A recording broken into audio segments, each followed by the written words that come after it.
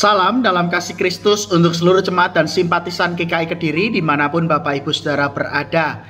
Kiranya setiap kita senantiasa ada dalam perlindungan kasih Tuhan, dan pagi ini kita pun siap untuk menyambut hari yang baru.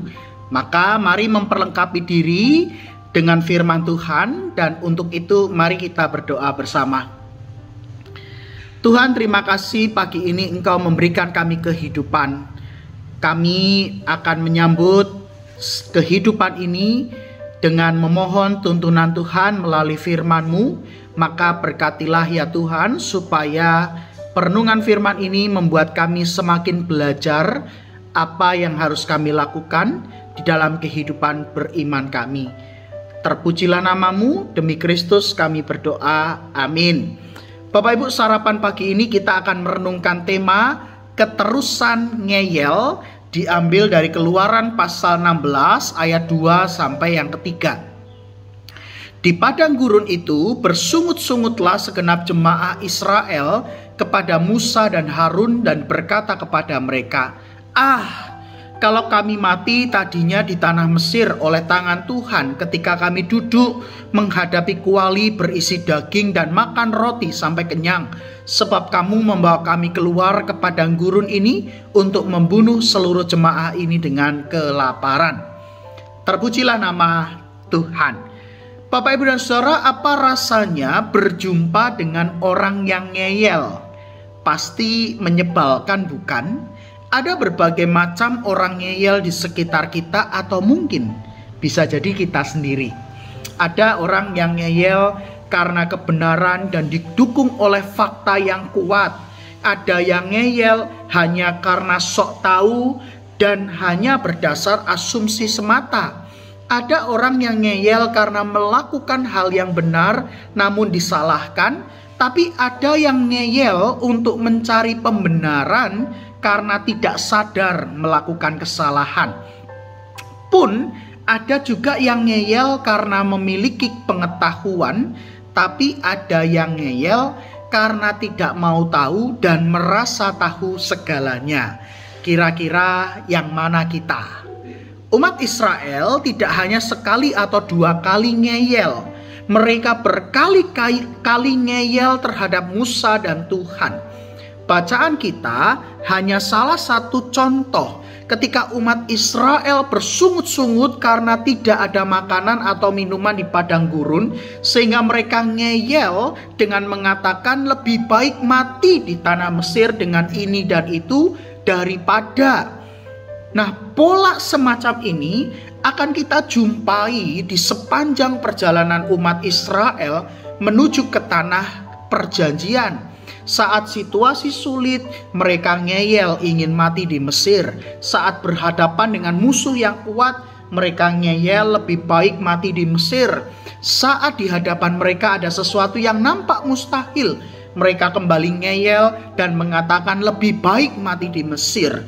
Itulah mengapa bangsa Israel disebut sebagai bangsa yang bebal dan tegar tengkuk, karena mereka merasa paling tahu dan merasa mengerti segalanya daripada Allah yang menuntun mereka.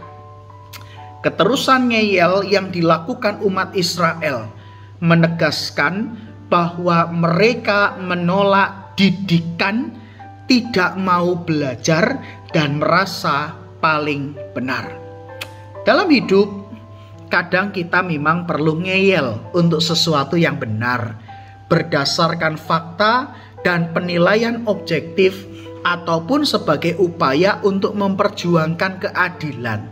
Namun, kita tidak boleh keterusan ngeyel, apalagi kalau hanya untuk terlihat paling benar, paling tahu, dan mengerti segalanya. Apalagi kalau ngeyelnya tanpa data dan fakta, hanya berdasarkan asumsi semata, apalagi katanya. Repotnya lagi kalau ngeyelnya untuk pembenaran diri, padahal kita yang tidak tahu apa-apa dan berbuat salah. Mari belajar menjadi bijak dan berhikmat dengan bersedia menerima didikan, mau belajar dan membuka diri untuk memperoleh pengetahuan yang benar. Amin. Bapak Ibu, mari bersama kita berdoa.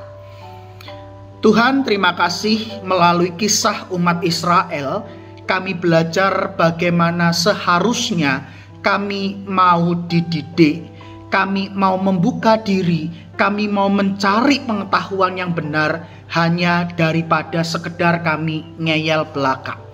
Maka ya Tuhan, dalam menjalani hidup, kami mau terus belajar untuk merendahkan hati kami, sehingga apa yang kami lakukan adalah semata agar kami terus belajar memperlengkapi diri dan membuat kami memiliki pengetahuan yang luas.